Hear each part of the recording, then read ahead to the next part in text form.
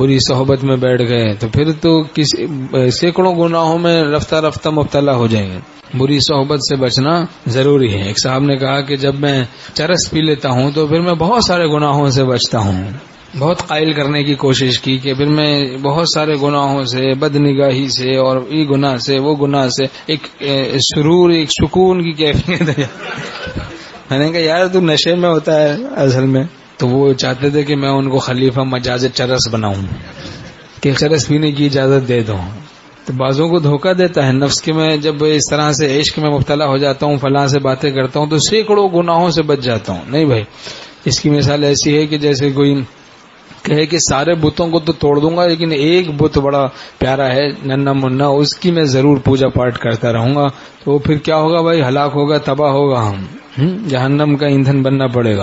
ایک گناہ میں بھی مبتلا رہے گا تو وہ تباہ کرنے کے لیے کافی ہے. گر گرفتار صفات بدشدی ہم تو دوزخ ہم عذاب سرمدی. مولانا روم رحمۃ اللہ فرماتے ہیں اگر تو ایک گناہ میں بھی مبتلا ہے تو تیرا وجود خود دوزخ ہے، تجھے دوزخ تلاش کرنے کی ضرورت نہیں. تو جس گلی میں گل ہوں تقویٰ کے چراغ. دیکھ رہے ہیں بھائی باہر چوک پہ بیٹھنے سے ادھر ادھر نظر پڑ جاتی ہے، بدنگاہی ہو جاتی ہے، اچانک میں چینک کی چینک پی جاتے ہیں. شاعر کہتا ہے یہ مانا اچانک نظر ہے معاف، اچانک میں چینک کی چینک نہ پی. ویسے بھی مہنگائی اتنی ہو گئی ہے، چینک کی چینک پیے گا تو پھر کیا ہوگا؟ گھر پہ آ کے اچھی سی چائے بنا کے پی لے.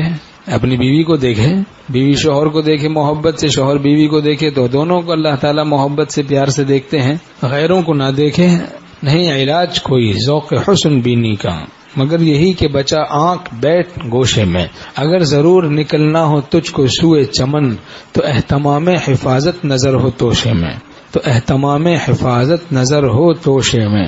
مرض کی اصلاح نہیں کروائی تو کسی عمر میں بھی کوئی گارنٹی نہیں ایسے شخص کی. کسی بھی وقت پھر وہ مبتلا ہو جائے گا گناہ میں. بدنگاہی کا علاج نہیں کرایا تو بڑھاپے میں بھی بدنگاہی میں مبتلا ہو جائے گا، عشق مجازی میں مبتلا ہو سکتا. تو اہتمام سے، سختی کے ساتھ حفاظت نظر اور ہر گناہ سے بچنے کا اہتمام ہو. اللہ تعالی ہم سب کو توفیق نصیب فرمائے.